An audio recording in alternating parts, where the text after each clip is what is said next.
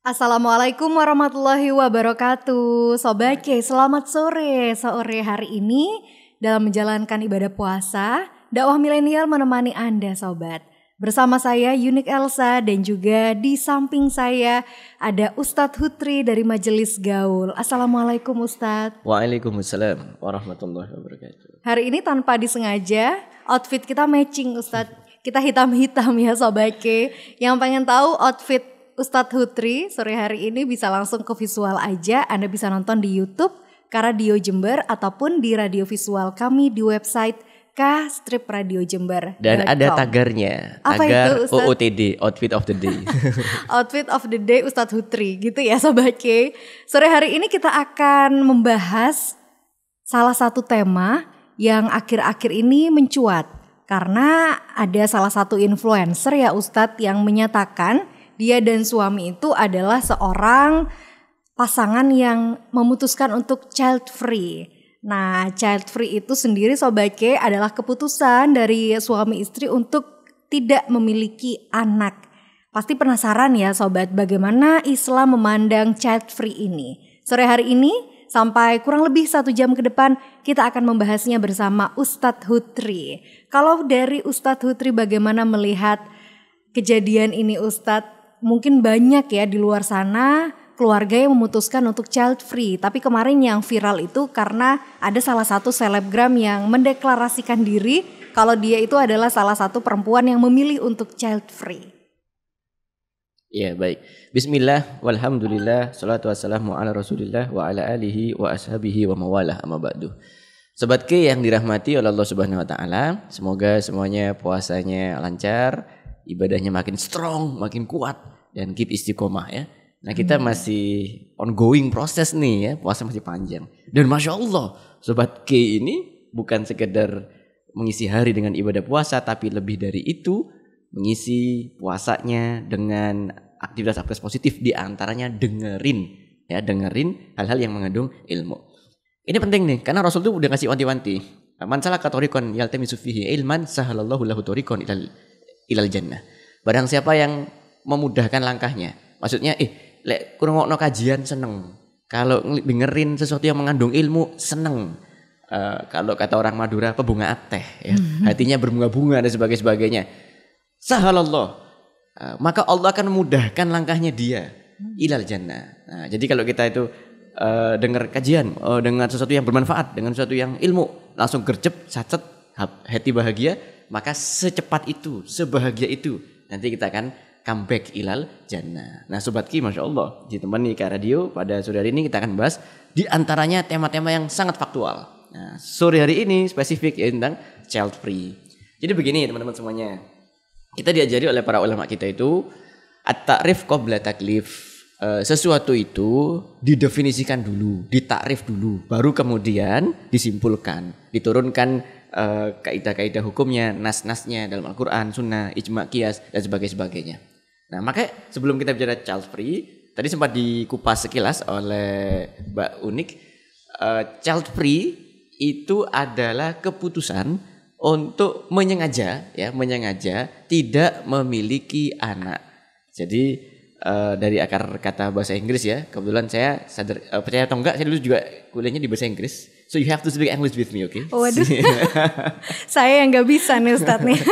Enggak, jadi gini, child itu artinya anak, children, childish, kekanak-kanakan, sebagainya. Child itu anak, free itu bebas. Artinya bukan berarti bebas bikin anak sebanyak-banyaknya. Enggak, malah kebalik kan gitu. Kayak park free, bebas parkir, atau pork free, bebas babi. Artinya bukan berarti bebas makan babi, enggak, tanpa babi. Nah, child free itu punya tanpa anak gitu, tanpa anak. Dan catat nih, itu semua dilakukan by setting, dengan sengaja. Kan beda ya, antara orang yang udah menikah kemudian berumah tangga dan cukup lama sekian waktu gak punya anak. Tentu kita gak bisa ente nih child free nih ente nih. Ya bukan ente yang nuduh yang kadang-kadang gitu, bukan. Beda. Antara yang child free dilakukan dengan by setting, sengaja, dengan yang memang ditakdirkan oleh Allah belum dikaruniai anak gitu. Kadang emang ya orang kita ini agak-agak sadis gitu. Pas waktu sekolah ditanya kapan kuliah, pas kuliah kapan kerja, pas kerja kapan nikah gitu. Pas udah nikah ditanya lagi kapan punya anak. Ente mandul ya? Ya Allah, astagfirullah. Tajam banget orang-orang kita banget itu ya. Terus seakan-akan dituntut secara sosial gitu oleh orang-orang kita. Nah, maka ini harus tegas pembagian definisinya. Child free ini adalah menyengaja tidak mau punya anak. Nah, itu udah gampangannya ya, menyengaja. Nah, ini menarik kemudian. Ditambah kesengajaannya ini tidak sekedar keep herself. Tidak sekedar dijaga atau untuk dirinya sendiri. Enggak. Tapi dideklar. Tapi sengaja dideklarasikan, diproklamasikan, didakwahkan, disiarkan, diinfluence ke banyak orang. That's the problem. Ini menjadi masalah. Yang pertama, yuk kita bahas dulu. Karena ini harus kita detailkan satu persatu ya. Yang pertama, benar bahwasanya dalam Quran surat Al-Baqarah itu Allah sudah ngasih wanti-wanti, ngasih garis, berfirman la ikraha fiddin. Tidak ada paksaan dalam agama. Ini penting nih untuk sampaikan dulu nih. Karena apa? Orang yang child free yang teridap pemahaman liberia, al-ilmaniyah, liberalisme, sekularisme itu mikir emang ente siapa ngatur-ngatur kita gitu. Ini mah hidup kita, rahim kita orang, rumah tangga kita orang. Ente siapa gitu, seakan-akan kayak gitu guys ya.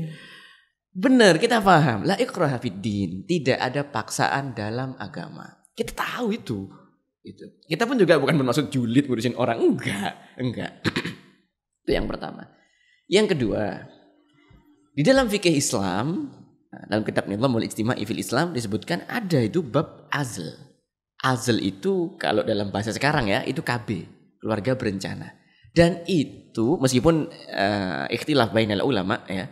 Dan itu sebagian ulama menghukuminya mubah, boleh. Jadi menyengaja saya sampai usia sampai tahun sekian kita memang planning enggak punya anak dulu. Kita ambil program 2 anak cukup gitu ya. Kayak programnya BKKBN kan ya. 2 anak cukup, 3 anak baik, 4 anak lebih baik. Kan kayak nilai rapot C, B, A gitu. Semakin banyak semakin baik. Nah, program semacam itu, KB, keluarga berencana, itu dibolehkan. Gitu. Satu, dalam Islam tidak ada paksaan dalam agama, iya. Yang kedua, azl, dalam batas yang wajar, itu dibolehkan, iya.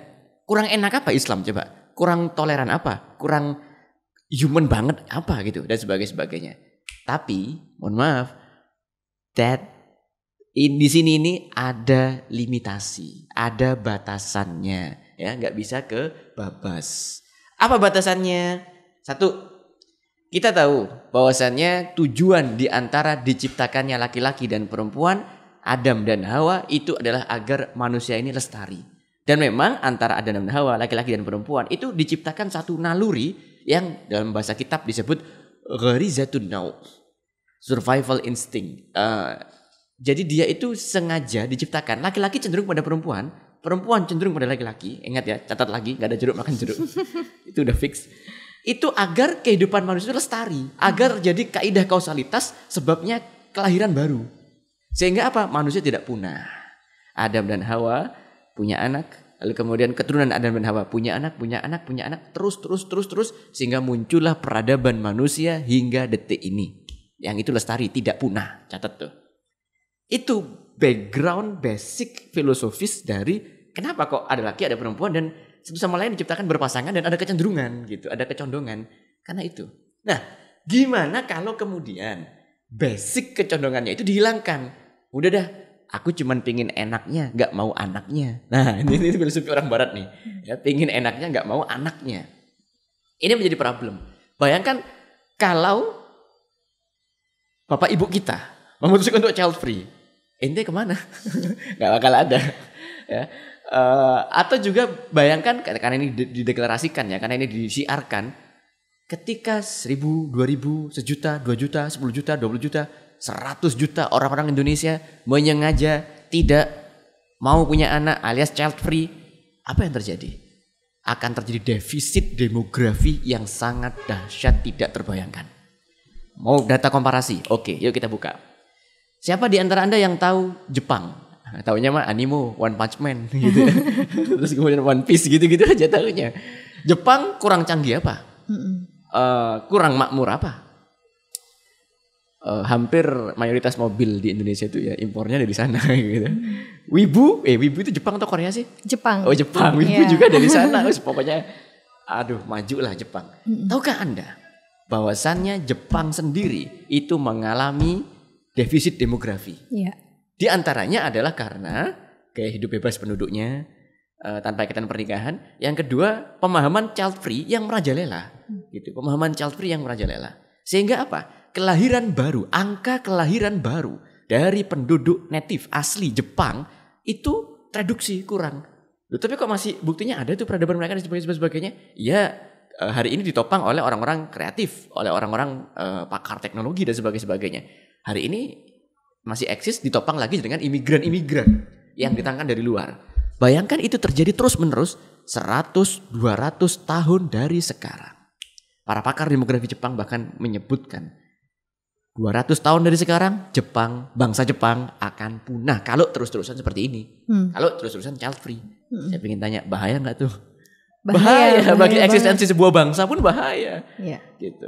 Eropa lebih ngeri lagi, lebih ngeri daripada Jepang karena Eropa starting free life-nya itu lebih awal gitu ya. Renaissance, kebangkitan di Eropa itu implikasinya kebebasan. Di antaranya kebebasan memutuskan gaya hidup. Di antaranya kebebasan untuk nggak mau punya anak. Di antaranya ya gaya hidup Barat tadi itu pingin enaknya nggak pingin anaknya dan sebagainya. Akhirnya apa? Di mana-mana tempat Eropa, Jerman dengan bangsa Aryanya, Inggris dan sebagainya minus penduduk, minus angka kelahiran baru ya. Ini begini. Dalam studi ilmu demografi itu bukan dilihat dari jumlah penduduk hari ini enggak, tapi hari ini ke hari esok jarak 10 tahun gitu. Diteliti berapa jumlah pertumbuhannya. Apakah jumlah pertumbuhan penduduk ini ekuivalen, setara dengan existingnya sebuah peradaban di bangsa itu. Nah, fakta menunjukkan di Eropa itu ngenes. Lebih ngenes daripada Jepang. Jepang ini udah kelihatan ngenes banget ya. Apalagi ada tuh tren yang lagi viral tuh. Nikah sama wibu, coba bayangkan. Bener loh, nikah sama wibu, sama kartun-kartun itu ya. Iya, dan sebagainya. Coba itu kalau dalam bahasa kita nih, ya itu merusak fitrah insani. Udah, percaya deh, Islam itu ya udah human banget. Islam masih kebebasan tanpa paksaan. Udah dimubahkan azl, mungkin setahun 2 tahun program gak punya anak, mungkin masih kuliah dan sebagainya, masih kerja dan sebagainya, dimubahkan, masih boleh. Tapi kalau kebablasan berlebihan sampai kepada hal yang membahayakan eksistensi umat manusia ciptaan Tuhan, di sini alarmnya bunyi gitu. Bahasa fikihnya ya haram gitu, bahasa fikihnya kemudian haram. Tapi alur logikanya kayak tadi itu, alur logikanya kayak tadi. Dan jadi gini, sesuatu yang diharamkan dalam Islam secara ilmiah, logik pun itu memang nggak bagus buat manusia. Jadi Allah tuh baik banget. Yang dihalalkan, impactnya itu bagus-bagus, baik-baik, sehingga kehidupan kita ini tetap lestari, ajeg, bahagia, sejahtera dan sebagainya. Sementara yang diharamkan, impactnya itu buruk-buruk, gitu. Sehingga kita terjaga dari hal yang buruk-buruk dan kita itu eksis dalam hal yang baik-baik. Kurang baik apa coba? Baik banget udah. Kitanya yang kadang tuh nakal. Kitanya udah dikasih pilihan hidup yang enak, lifestyle Islami yang udah enak, udah sip lah, tinggal apply. Kitanya masih ada aja orang-orang zaman sekarang. Di antaranya adalah pemahaman child free gitu. Nanti di sisi kedua kita akan bahas lebih mendalam lagi. Oke, Ustadz. Tapi sebelum itu, sebelum memutuskan untuk child free, mungkin muda-mudi yang akan menikah perlu mengetahui tujuan menikah dalam Islam ya Ustadz ya.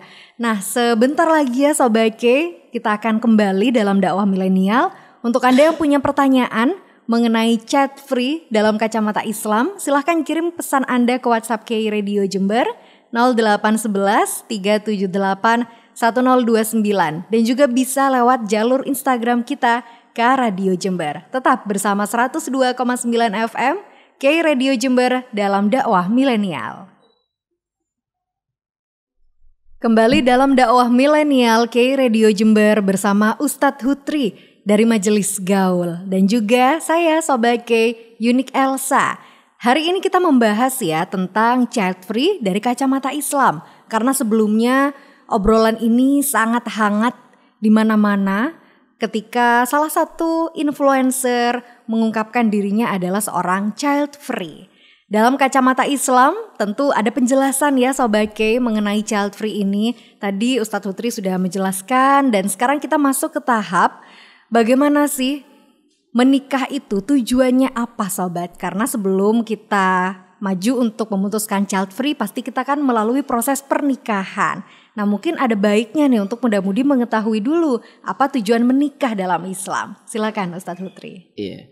Wabil khusus buat Sobat Ki semua nih. Iya. Saya curiga jangan-jangan para pendengar Ki Radio ini, para Sobat Ki itu adalah tipologi jombloan-jombloati akhir zaman. Waduh. Gimana tuh? Biasa di sepertiga malam terakhir menghamparkan sajadah menghadap kiblat, menengadahkan tangan dia berdoa. Ya Allah, jadikanlah dia jadi jodohku ya Allah. Seandainya dia memang jadi jodohku ya Allah, segera dekatkan dia di sisiku ya Allah. Tapi seandainya emang kau takdirkan dia bukan jodohku, segera ambillah dia di sisimu ya Allah.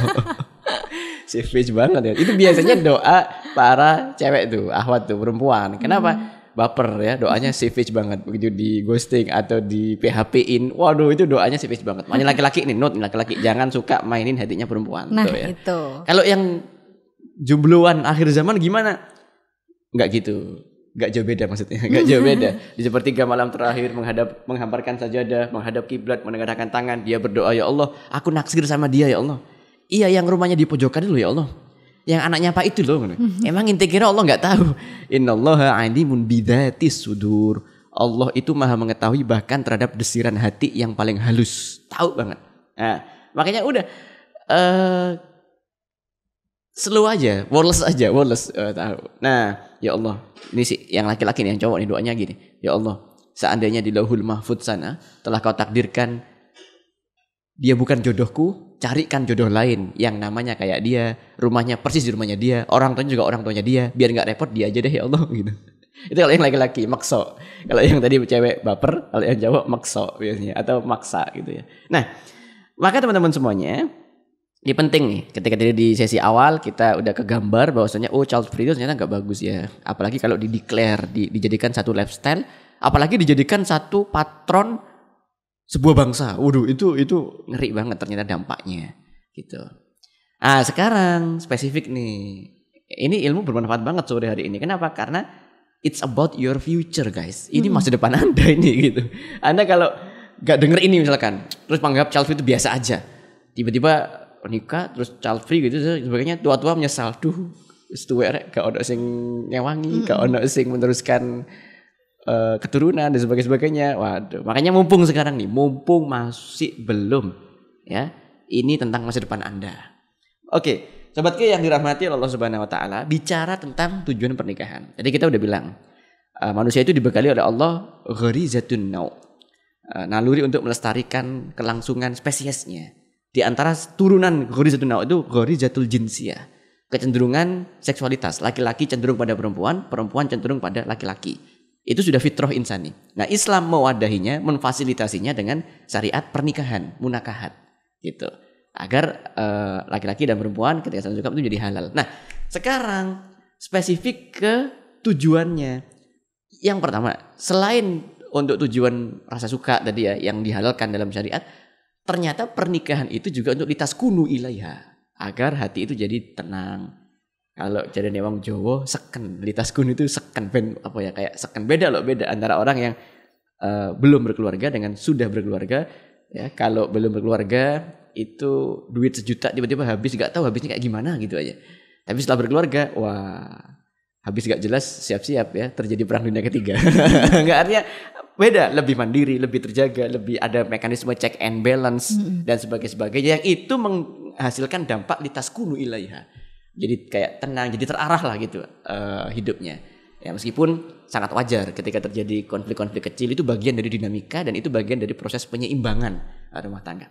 Berikutnya lagi, di dalam Quran surat Ali Imran ayat ke-14. Di situ Allah Subhanahu wa taala berfirman, "Zuyyina lin-nasi hubbus syahwati minan nisa wal banina wal qanatiril muqantarati minadz zahab." Dijadikan indah pada pandangan manusia kecintaan pada apa-apa yang diingininya. Jadi manusia itu punya satu naluri itu kayak inherent gitu guys. Itu kayak bawaan lahir. Iku wis gawane lahir kayak ngono. Indah bagi manusia, yaitu berupa wanita-wanita. Ini juga berlaku ini ya, uslubut taglib. Jadi juga wanita mandang indah pria-pria gitu. Coba para wanita lihat apa-apa Korea, histeris kan? Histeris. Wah, sama seperti kalau para laki-laki lihat mungkin siapa gitu ya, artis yang cantik banget dan sebagainya. Kayak gitu. Nah, dan anak-anak walbanina. Nah, ini dia nih, dan anak-anak. Ternyata kecenderungan laki ke perempuan, perempuan ke laki tadi itu gak sekedar suka-sukaan, enggak, tapi juga keturunannya, ya ini anak-anaknya gitu. Di antara tujuan pernikahan adalah melestarikan spesies manusia sesuai dengan jalan yang disyariatkan oleh Allah Subhanahu wa taala. Lah pertanyaannya, kalau kemudian basically-nya itu purpose tujuannya untuk melestarikan keturunan, lah kok tiba-tiba child free? Kira-kira make sense enggak dengan tujuan awalnya gitu kan? Berat itu berat di situ. Ditambah lagi yang kita teropong nih, kita amati dari pemahaman child free ini, yang dan sangat kita sayangkan dan mau nggak mau kita harus bersuara karena itu dideklar, disuarakan gitu. Jadi kadang orang nggak konsis juga ketika bilang itu kan rahim-rahim kita sendiri, itu kan keluarga-keluarga kita sendiri, itu kan keputusan-keputusan kita sendiri. Ente ngapain ikut-ikut dan sebagainya? Oke, kalau kita mau fair gitu ya. Ya oke lah, ente anu sendiri silakan. Tapi masalahnya begitu dideklar dan jadi satu pemahaman yang menyebar luas, kewajiban bagi kita seorang muslim untuk meluruskan hal-hal yang kemudian membahayakan masyarakat gitu. Ya bahasa Al-Qur'annya amar ma'ruf nahi mungkar. Kalau yang kemarin kan amar ma'ruf nyambi mungkar ya. Enggak, ini amar ma'ruf nahi mungkar gitu. Amar ma'ruf nahi mungkar itu enggak harus kemudian bawa pentungan terus hajar itu, enggak. Tapi ketika ada satu paradigma, pemahaman yang dianggap keliru dan kemudian disebarluaskan dan itu diikuti gitu. Di-influence oleh seorang influencer dan beneran ada yang terpengaruh. Maka disitulah orang-orang yang kemudian tahu dan punya kepedulian itu wajib bersuara. Bukan dalam rangka julid, catat ya, ini catat banget. Kita orang jujur ya, saya sendiri pun juga nggak kenal tadi siapa influencer. Saya nggak kenal namanya orangnya, saya nggak tahu. Cuman saya dengar, saya baca, loh kok ada pemahaman kayak gini ya, dan itu dideklar bener, gitu loh. Tentu dong automatically kita resah dan kita bukan seorang diri, bukan satu enggak, semua resah. Duh, kok kayak gini terus dideklar. Nah, namanya anak-anak muda, apalagi deklarnya ke anak-anak muda. Anak-anak muda kan masa pencarian jati diri ya, ababil itu anak baru labil. Belum tahu, belum seken, belum fix mana yang baik, mana yang buruk, masih terombang-ambing. Nah, kena pemahaman kayak gini. Orang yang tahu tidak mencegah, orang yang tahu tidak meluruskan.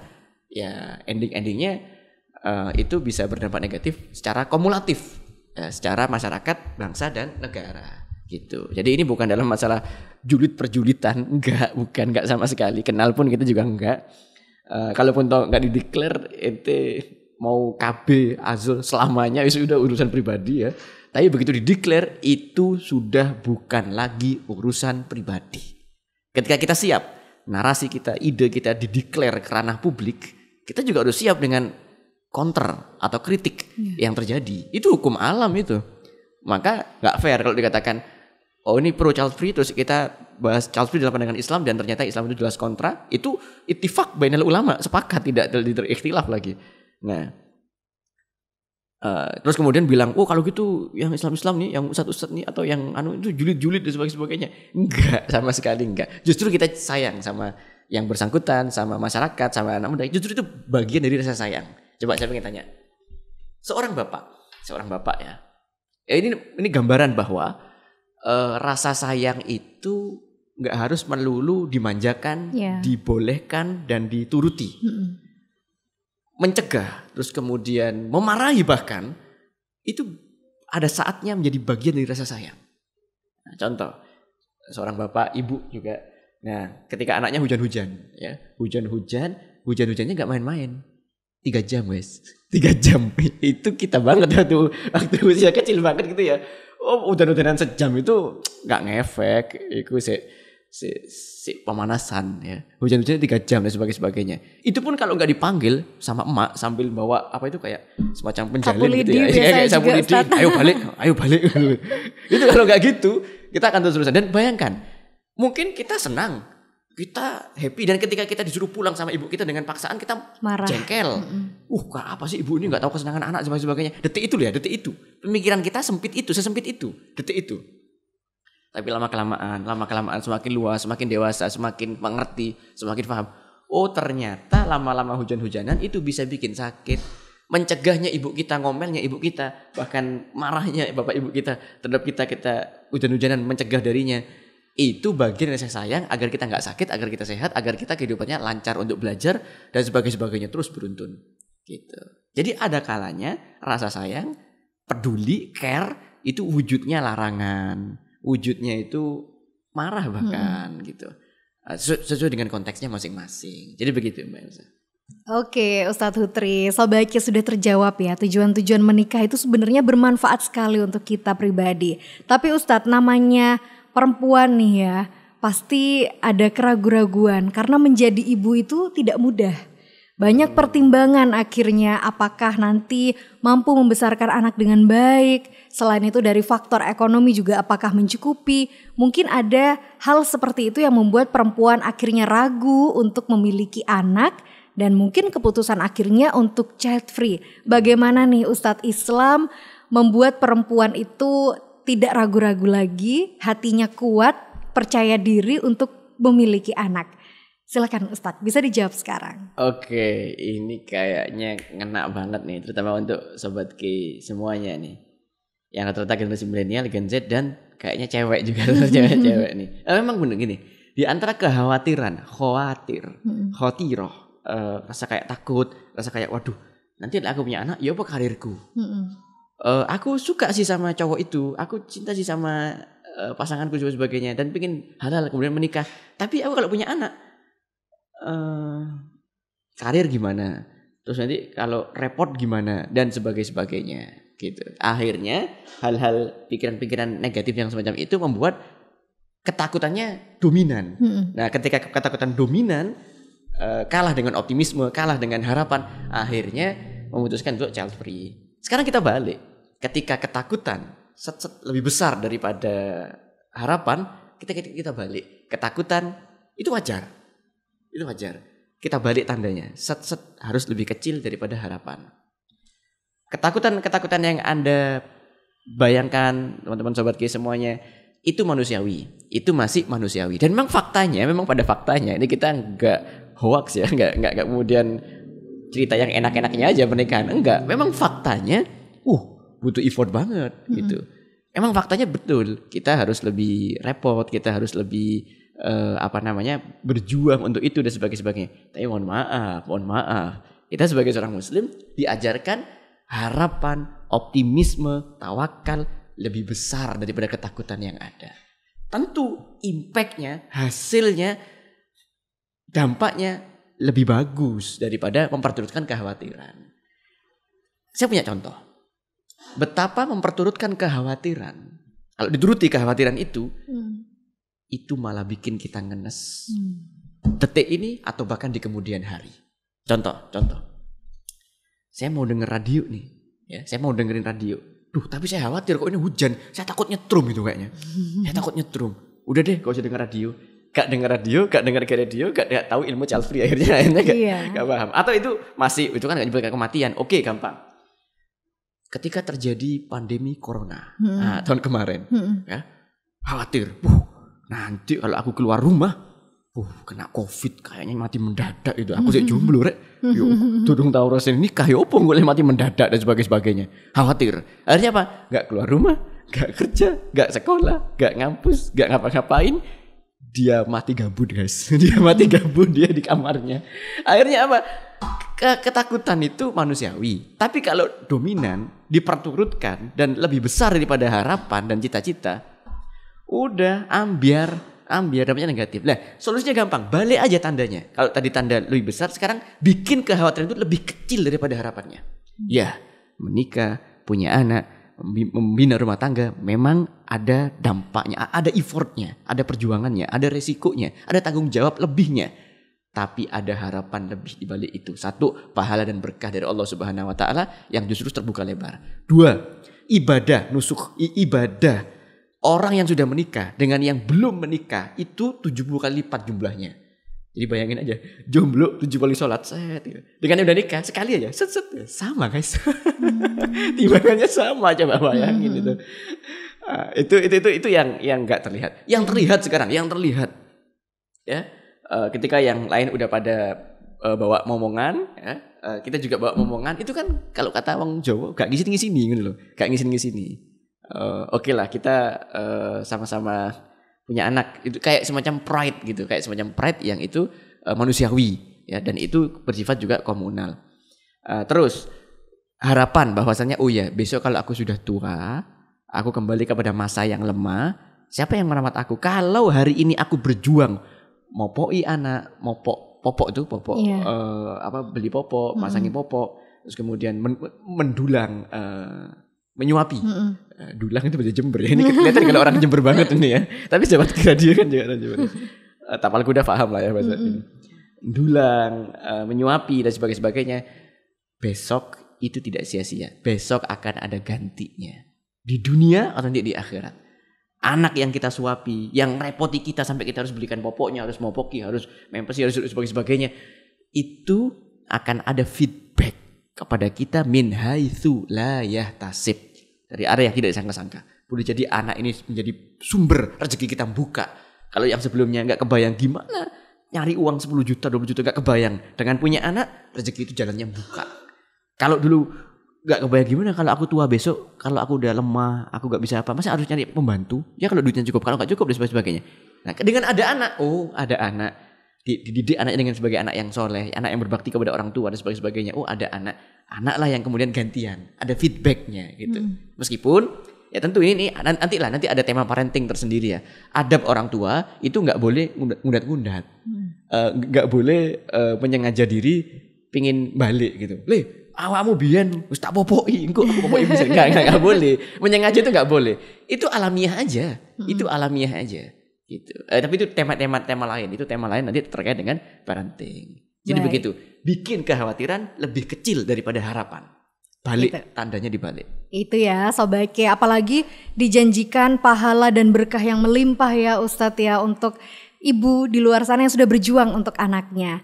Sobat K, selain child free nih, orang-orang yang dengan sengaja memutuskan untuk tidak memiliki anak, pasti ada juga ya Ustadz perempuan-perempuan yang berharap memiliki momongan tapi belum rezeki. Nanti saya pengen dari Ustadz Hutri motivasi untuk perempuan di luar sana yang belum rezeki mendapatkan momongan dari Allah Subhanahu wa Ta'ala. Sekaligus saya akan membacakan pesan yang sudah masuk di jalur WhatsApp K Radio Jember 0811 378 1029. Tetap bersama dakwah milenial K Radio Jember.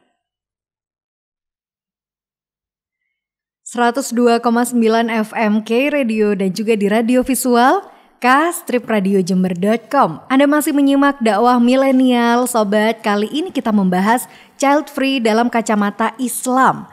Bagaimana Islam memandang child free Sobat K. Tapi Ustadz, masih bersama Ustadz Hutri ya Sobat. Kita kan sebelumnya sudah membahas child free, tujuan menikah dan lain sebagainya. Nah, dari keputusan perempuan atau suami istri pasangan yang memilih untuk child free, pasti ada juga sebagian orang tua pasangan yang menunggu untuk diberikan momongan Ustadz. Jadi mereka pengen sekali, harapannya besar sekali untuk memiliki momongan, tapi belum kunjung diberikan rezeki oleh Allah Subhanahu wa Ta'ala. Bagaimana nih Ustadz motivasinya, semangatnya agar tidak putus asa untuk terus berharap memiliki momongan? Oke, baik. Jadi ini kebalikan yang tadi ya. Kalau yang tadi menyengaja no, tidak. Kalau yang ini pinginnya sih yes, tapi kok gak given gitu, kok gak segera diberi gitu. Makanya kemudian kita kembali ke definisi child free tadi. Yang terdefinisi child free itu yang menyengaja diri untuk gak punya anak. Karena faktanya juga banyak sebagian dari pasangan yang udah menikah halal, legal dan konstitusional, itu belum dikaruniakan anak. Nah yang semacam ini meskipun secara dohir sama-sama yang child free menikah gak punya anak, yang ini pingin tapi belum dikarunia keturunan gak punya anak juga, yang ini tidak terdefinisi child free gitu. Yang ini dengan jelas dapat dikatakan child free dan kurang tepat, yang ini tidak dapat dikatakan child free. Makanya kita sebagai pengamat atau the outsiders jangan sok ngata-ngatain. Itu yang pertama ya. Itu yang pertama dulu. Yang kedua, sekarang bagi yang di intern ya, kalau di outsiders sekarang inside dari dalam orang yang menjalani rumah tangga itu ya. Harapan Anda terhadap keturunan atau anak itu adalah harapan yang normal. Harapan yang sesuai dengan fitrah insani. Harapan yang justru juga diridhoi oleh Allah. Dan harapan yang bahkan para nabi-nabi dan rasul sejak dulu punya pengharapan yang sama. Tidak salah. Tinggal PR-nya adalah ini ujian untuk Anda menjaga harapan itu. Kan harapan ya. Nah, tapi kemudian ada ujian. Setahun orang masih kuat. Wajar lah ya setahun. 2 tahun orang malah kok agak lama ya. Oh tapi mungkin tahun depan lah gitu. 3 tahun. Kamu KB yo. Dan sebagainya KB kan berencana. 4 tahun, 5 tahun, 10 tahun udah. Itu tahun-tahun kritis harapannya jebol gitu. Waduh, jangan-jangan nih ada yang sakit atau mandul dan sebagainya. Saya periksa ke dokter dan sebagainya gitu. Yang pertama gini, kita harus punya i'tiqadiyah, keyakinan bahwasannya keturunan atau anak itu mutlak ya indallah minallah ar-rizqu biyadillahi wahda. Anak itu bagian dari rezeki, pemberian, bukan hasil usaha. Karena kalau hasil usaha orang yang menikah pasti punya anak. Sebab akibat gitu. Cuman sayangnya tidak semua orang yang menikah itu pasti punya anak. Ada yang diuji dengan belum punya anak gitu. Nah, jadi harapannya dijaga sampai sekuat mungkin. Dan harus ditopang dengan keyakinan, dengan akidah bahwasanya anak ini ar-rizqu biyadillahi wahda. Rezeki pemberian dari Allah dan hak prerogatif Allah semata. Hak prerogatif Allah semata. Kalau akidahnya seperti itu, keyakinan dasarnya, basicnya seperti itu, oh ya udah, berarti emang udah dari Allah, udah akan. Orang yang memiliki basic keyakinan yang lebih kuat, itu lebih cenderung strong dari omongan orang loh. Bener ini.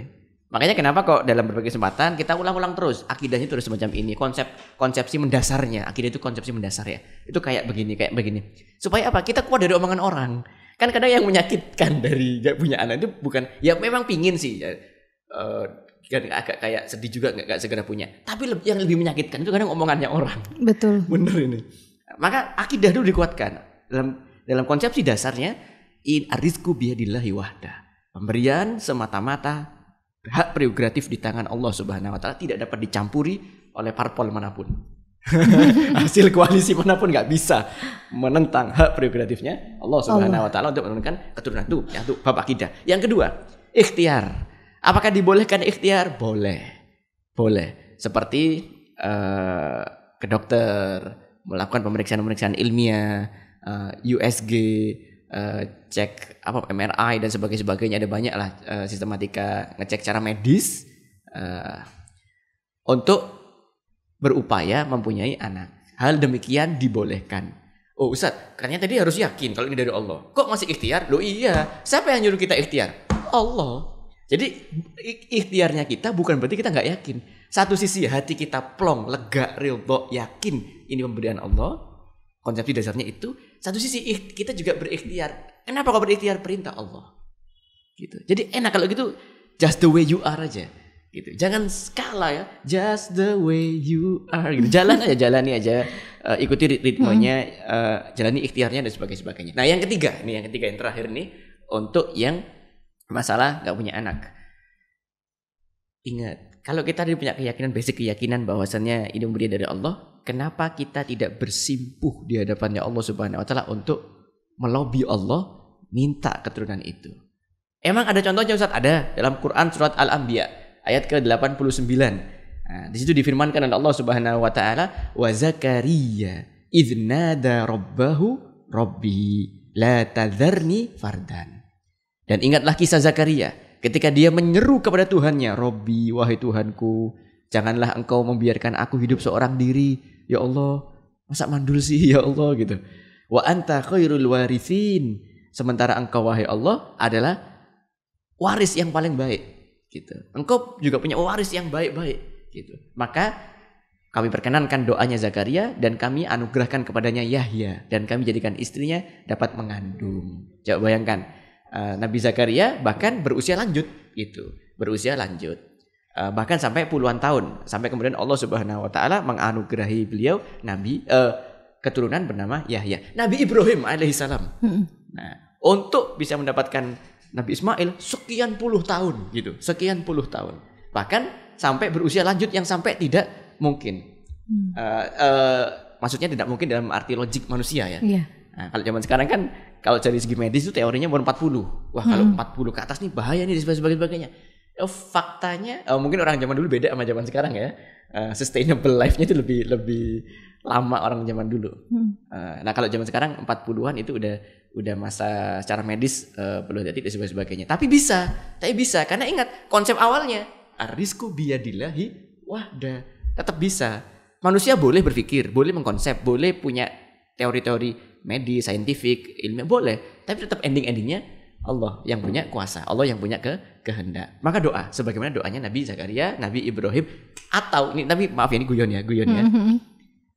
Ini guyonan saya sama teman saya. Kebetulan saya juga punya seorang teman yang diuji oleh Allah kesabaran atas itu dan selama 16 tahun gitu. 16 tahun udah berobat bahkan sampai ke luar negeri dan sebagainya. Sampai dia menyerah total pasrah, di tahun ke-17 dia punya anak gitu. Tapi di tengah proses 16 tahun dia bercanda sama istrinya. Kita kok kayak Nabi Ibrahim ya sama Ibunda Sarah gak punya anak lama gitu dan sebagainya. Iya. Oh, kata suaminya, kamu pingin kita kayak Nabi Ibrahim? Iya. Nah, Nabi Ibrahim tuh Ibunda Sarah ngasih saran loh biar lahirkan Nabi Ismail. Apa? Nikah lagi sama Ibunda Hajar gitu.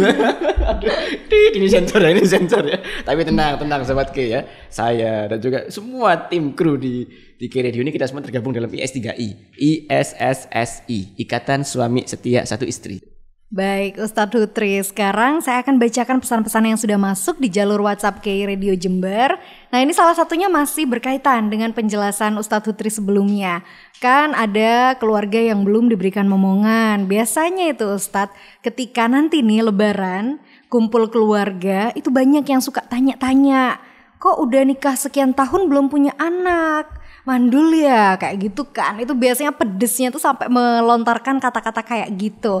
Nah bagaimana Ustadz cara ampuh untuk pasangan menangkal pertanyaan tersebut? Karena biasanya kalau udah diberikan pertanyaan seperti itu, perempuan sih lebih utamanya itu sedih banget sampai moodnya itu bubar ambiar gitu Ustadz. Bagaimana? Awalnya waktu di forum lebaran ya dikata-katain gitu senyum-senyum aja, doakan ya ya gitu sabar, tahun pertama lembut. ya enggak, itu di depan orang.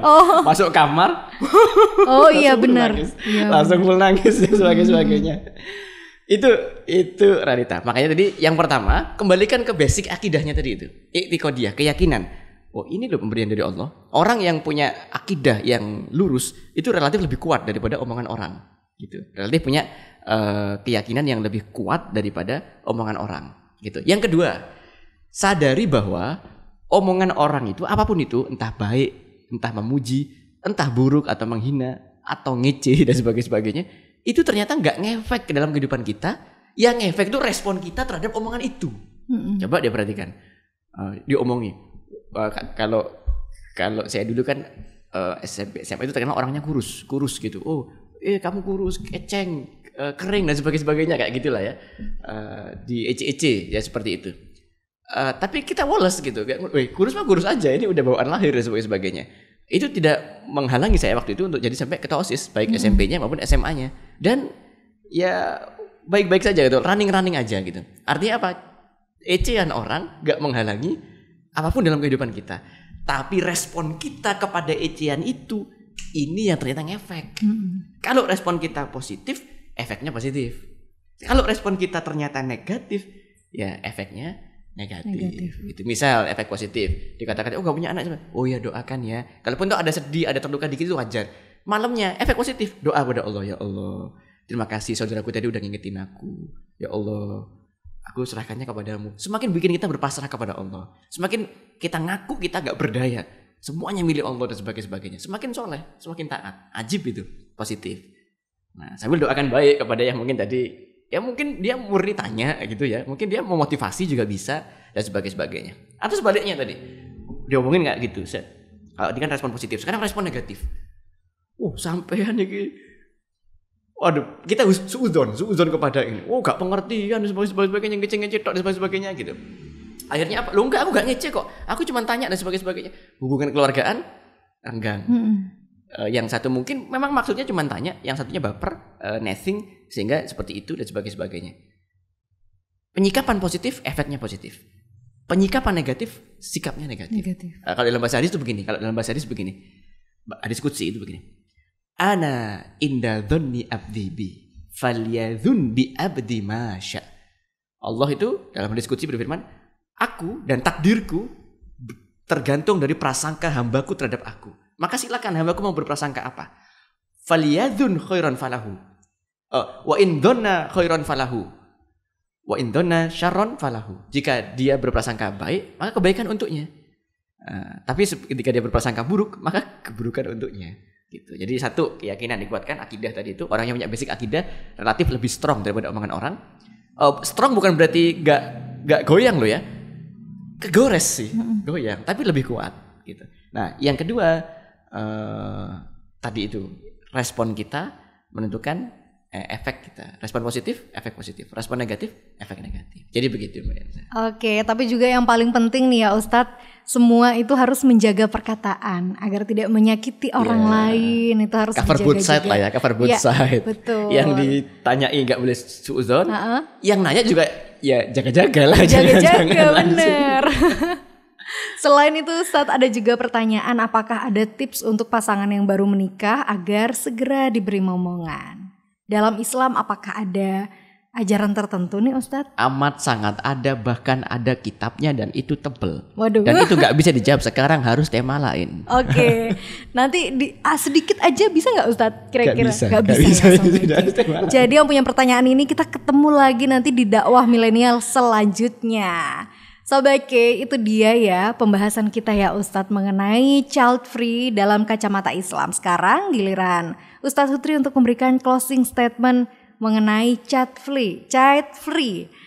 Tema kita hari ini, silakan Ustadz. Baik, Sobat K yang dirahmati oleh Allah Subhanahu Wa Taala, sebagai kaum muda yang mempunyai masa depan yang panjang dan cita-cita, terlepas dari umur itu Allah yang pegang ya kuasanya umur. Tapi kita itu generasi muda yang harus visioner gitu loh, harus melihat ke depan. Hendaknya kita itu memplanning kehidupan kita ini sebaik mungkin sejak sekarang. Dan planning yang paling baik adalah mengikut kepada planningnya Allah dan Rasulullah SAW. Di antaranya adalah dalam pernikahan, dalam masalah cinta, halalkan dengan pernikahan, dalam masalah anak, ikuti bagaimana Allah dan Rasulnya membimbing kita dalam masalah keturunan, pendidikan keturunan juga, pendidikan anak juga, dan sebagainya. Ittaqullah haqqa tuqatih. Bertakwalah kepada Allah dengan sebenar-benarnya takwa. Output dari ini semua tidak lain dan tidak bukan, endingnya itu kebaikan untuk diri kita sendiri. Jadi ketika dalam Islam itu ada, oh ini halal, ini haram, oh ini boleh, ini nggak boleh, ada do and don't. Itu bukan karena ngurusin hidup orang, mengekang kebebasan, bukan, sama sekali bukan, tapi semata-mata diarahkan di manajemen agar lebih baik lagi.